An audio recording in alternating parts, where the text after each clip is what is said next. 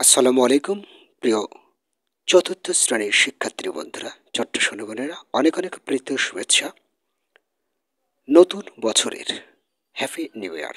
Golden math এডুকেশনের পক্ষ থেকে আরেকবার শুভেচ্ছা জানাচ্ছি এবং সেই সাথে প্রথমেই জানিয়ে দিচ্ছি আজ থেকে তোমাদের শুরু হচ্ছে চতুর্থ শ্রেণীর গণিত বইয়ের ধারাবাহিক আলোচনা, অর্থাৎ সমস্যার সমাধান। প্রতিটি পৃষ্ঠার পুঙ্খানুপুঙ্খভাবে প্রত্যেকটি বিষয় একেবারে অতি সূক্ষ্মতার সাথে তুলে ধরব। তোমরা মনে করতে পারো যে প্রতিটি পৃষ্ঠাই কঠিন নয়, কিন্তু সহজের মধ্যে কিছু বিষয় লুকিয়ে আছে যেগুলো বোঝা উচিত অন্তত। আর এই কারণে কিন্তু বই কর্তৃপক্ষরা, যারা বই লিখেছেন, রচনা করেছেন, তারা এই বিষয়গুলো তুলে ধরেছেন। যদি পড়ার না হতো তাহলে তো আর বিষয়টা দিত না, তাই না? সো প্রতিটি পৃষ্ঠায় আমরা দেখে যাব আসলে ওখানে কী বোঝাতে চেয়েছে, বা সেখানে তোমাদের আর কি বিষয়টা আহ, ওখানে অর্জন করতে পারবে, ঠিক আছে, ওখান থেকে কি জ্ঞান আহরণ করতে পারবে, সেগুলো আমরা একেবারে খুঁটিনাটি সব কিছু জেনে যাব। সহজ হলেও আমি প্রথমেই একটা চ্যালেঞ্জ করে বলতে চাই যে সহজকেই সহজতর করতে আমার প্রতিটি ক্লাসের ভিডিও আপলোড করার সাথে সাথে তোমরা দেখে নিও। আসলেই তোমরা সহজভাবে প্রতিটি অঙ্কের সমাধান খুঁজে পাবে। যাই হোক, কথা না বলে কাজেই তার প্রমাণ দিবে।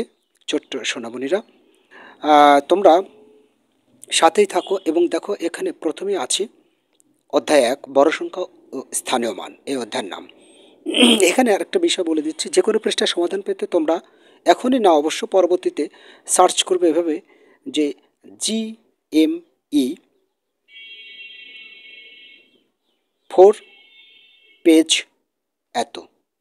অর্থাৎ বিষয়টা যদি আমি একটু লিখে প্রকাশ করতে চাই, তোমরা এইভাবে লিখতে পারো, ছোট হাতের হোক আর বড় হাতের হোক সমস্যা নেই। এখানে GME 4, তারপর পেজ, এখানে পেজ নাম্বার দিয়ে তারপর পেজ নাম্বার উল্লেখ করে দিলে, ঠিক আছে? তাহলে সেই পৃষ্ঠার সমাধান তোমরা পেয়ে যাবে। এটা আমার একটা ইউনিক কোড, অর্থাৎ গোল্ডেন ম্যাথ এডুকেশনের যে কোনো ক্লাস পাবে, এবং এইভাবে যখন সার্চ করবে তখন তোমরা ক্লাস 4 পাবে, এবং যে পৃষ্ঠা এখানে উল্লেখ করবে সেই পৃষ্ঠারই শুধু সমাধান তোমরা পাবে। কথা না বাড়িয়ে মূল কাজে আমরা আবার ফিরে যাই। এখানে লক্ষ্য করছো যে লেখা আছে কিভাবে আমরা, এখানে কি লেখা আছে, কিভাবে আমরা বড় সংখ্যা গণনা করতে, পড়তে ও লিখতে পারি। এসো ভেবে দেখি কিভাবে বড় সংখ্যা গণনা করা যায়। আমরা কেন দ্বিতীয় তৃতীয় শ্রেণীর ন্যায় 10, শত ও হাজার এর দল তৈরি করছি না? কেন তৈরি করছি না সেই বিষয়টা তুলে ধরছে, কেন করছি না এইখানে একটু লক্ষ্য করো। এখানে কিন্তু অবশ্যই জানার বিষয় এটা, প্রশ্ন কি করেছে, উত্তরটা কিভাবে দিবে। এখানে বলেছে যে 1.1 5 অঙ্কের সংখ্যা নিচের ছবিতে দেওয়া টিকিটগুলো ক্রিকেট ম্যাচের জন্য বিক্রি হবে। এই যে ছবি তোমরা দেখতে পাচ্ছ, হ্যাঁ, এই সবগুলো টিকিট ম্যাচ, হ্যাঁ, অর্থাৎ টিকিট, এটা ক্রিকেট খেলার জন্য বিক্রি করা হবে। এখন প্রশ্ন করেছে যে বাক্সের ভেতরে কতগুলো প্যাকেট আছে।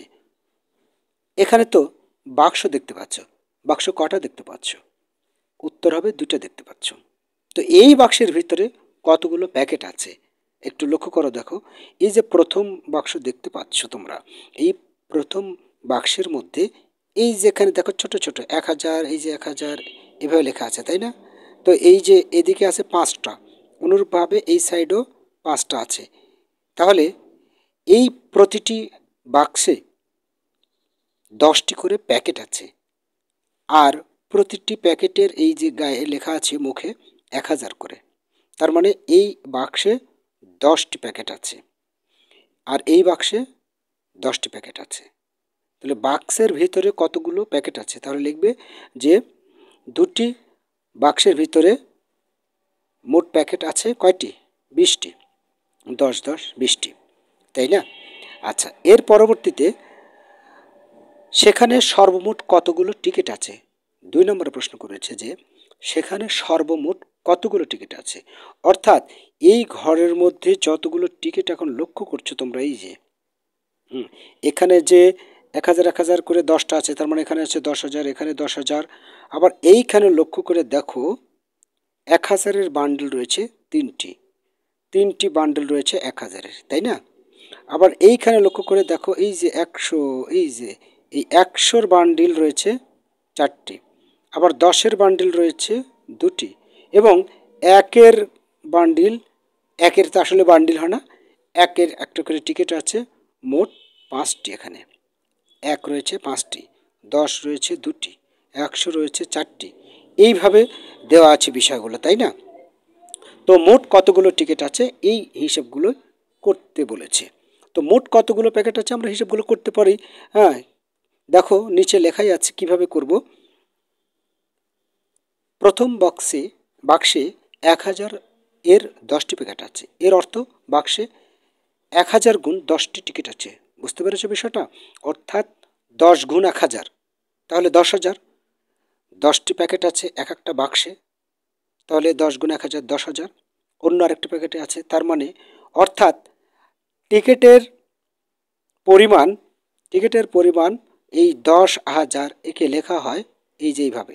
ছবিতে এরকম দুটি 10,000-এর বাক্স রয়েছে, এই দুটি বাক্স টিকিটের মোট পরিমাণ 20,000, 10 10 20,000, তাই না? এখানে তার প্রমাণ দিয়েছে 10 10 20,000।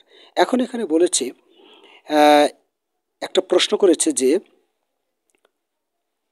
ছবিতে আরও 3,425টি টিকিট রয়েছে, তাই সর্বমোট টিকিট সংখ্যা হলো।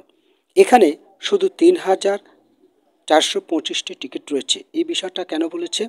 আর এখানে আবার বলেছে সর্বমোট টিকিট সংখ্যা হলো। আসলে সর্বমোট বলতে বোঝাচ্ছে এই যে এখানে যে 20,000 বের হলো, এই 20,000, আর এখানে এই যে আরও কথা এখানে বলেছে, আরও এই 3,425টি, এই সর্বমোট কত হলো। তো 20,000-কে আমরা তো কীভাবে লিখি, এই যে 20,000 এইভাবে লিখি না, এটা 2,000, এই যে 20,000, তাই না? এখন এই 20,000-এর নিচে এই 3,000 4 2 5 এইভাবে লিখে যোগ করে দেবো, তাহলে হয়ে যাবে। ঠিক আছে? তাহলে সর্বমোট টিকিট সংখ্যা বের হয়ে যাবে। যোগ তো তোমাদের দেখাতে হবে না, তোমরা অন্য কোথাও যোগ করে এই উত্তরের এখানে বসিয়ে দিতে হবে। এটাই বলেছে, তাই না? ভিন্ন ভিন্ন করে বলেছে যে সর্বমোট, মানে এখানে 20,000 আছে আর এখানে 3,425টি, সর্বমোট কত। এই যে সর্বমোট কত, এখানে তার উত্তরটা কিন্তু দিয়েই দিয়েছি যে 23,000, কেননা ওখানে 3,000 হলো, তাই না? 3,425টি হলো, আর এদিকে 20,000 হলো। এই 20,000 আর 3,000, 23,000 আর 425টি, উত্তরটা এখানে দিয়ে দিয়েছে। এখানে একটা আরেকটা কথা বলেছে, অজুতে 2 আছে। আচ্ছা, অজুতে 2 আছে কেন বলো তো? অজুতে 2 আছে কেননা যে বড় বড় যে দুটো বক্স ছিল, তা এক একটা বক্সে 10,000 করে টিকিট ছিল। কেন 10,000? কেননা একটা করে প্যাকেটে 1,000 ছিল, তো 10টা প্যাকেট ছিল, একটা এই বক্সের মধ্যে 10টা প্যাকেট ছিল, তাহলে 10,000। আর দুটা বক্স ছিল, তাই দুইটা 10,000, আর দুইটা 10,000 মানে অজুত হচ্ছে 2, তাই এখানে 2 লিখেছি। হাজারের প্যাকেট ছিল 3টা, শতকের প্যাকেট ছিল 4টা, দশকের প্যাকেট ছিল 2টা, এবং এককের একটা করে ছিল 5টা, এরকম। নিচে 23,000 লিখছে, অর্থাৎ এই যে এই 2 আর এই 3 মিলে 23,000 হলো। ঠিক আছে? বিষয়টা আশা করি বুঝতে পেরেছ। এই যে 2 অজুত আর এই 3,000 সব মিলে 23,000 হলো, তাই 23,400, এবং এই দুটো মিলে আবার 25 লিখছে, 23,425। এখানে একটা কথা বলেছে, এক অজুত অর্থ হলো 10,000। এক অজুত অর্থ 10,000 হলো কি করে? এই যে এক অজুত, এই এক অজুত অর্থ 10,000 হলো কি করে, আমি বিষয়টা এখানেই বুঝিয়ে দেব। আমি এক অজুত, তোমরা যদি কোরগুলো, হাতের যে আঙ্গুলের যে কোর আছে, দেখো 5 অঙ্ক যাবে, 5 ঘর যাবে, অর্থাৎ আমি দাগিয়ে যদি বুঝি একক, দশক, শতক, হাজার, অজুত, তো এক অজুত মানে 10,000 কি করে হলো? তো এক অজুত বলেছে, এখানে তো 2 অজুতও কিছু বলেনি, তাই না? তো এক অজুত মানে আমরা 1 লিখব, আর বাকিগুলো শূন্য দ্বারা পূরণ করব। তাহলে কয়টা হলো মোট? এখানে দেখো, লক্ষ্য করে দেখো, 5টা হয়েছে। একক, দশক, শতক, হাজার, অজুত, তার মানে অজুতের স্থানীয় মান 5 অঙ্ক বিশিষ্ট হবে, তাই না? তো 5 অঙ্ক বিশিষ্ট হলে অজুত হয়। তাহলে যেহেতু এখানে বলেছে 1, তাই অজুতের ঘরে লিখেছি 1। যদি এখানে যদি বলতো 2, তাহলে এখানে আমরা লিখতাম 2 আর বাকিগুলো এই শূন্য দিয়ে পূরণ করতাম, তাহলে বের হয়ে যেত তার মানগুলো। এখন এক অযুত মানে 10,000 কী করে হলো? এখন 10,000 কী করে হলো সেটা বোঝার জন্য একটু লক্ষ্য করো। আমরা কমা বসিয়ে দেব, প্রথম 3 ঘর পর কমা, এই যে 1 2 3, এই যে 3 ঘর, এই 3 ঘর পর এখানে কমা বসিয়ে দেব, এখানে কমা বসিয়ে দেব। যখন কমা বসিয়ে দিব তখন দেখো এটা একটা অংশ এককভাবে নিয়ে নেব, অর্থাৎ অযুত এবং হাজার মিলে হাজার হয়। কেননা আমরা বলার সময় কাউকে বলি না 10 অযুত টাকা দাও, 1 অযুত টাকা দাও, বলি 10,000 টাকা দাও, অথবা 2 অযুত টাকা দাও, 2 অযুত বলি না, বলি 20,000, তাই না? আমরা যখন স্থানীয় মান হিসেবে পড়ছি তখন আমরা ওটা অযুত বলি, কিন্তু বলার সময় কাউকে তো অযুত বলে না, তাই না? তাই তখন আমরা দুটো মিলে হাজার ধরবো। তো দুটো মিলে যখন হাজার ধরবো, তো 1 অযুত যখন লিখব তখন তো ওখানে যখন আমাদের কমা পড়ে যাচ্ছে, আমি আর একটুবার ক্লিয়ার করে সব মুছে দিই। সব মুছে দেওয়ার পরে আমি আবার 10,000 লিখব।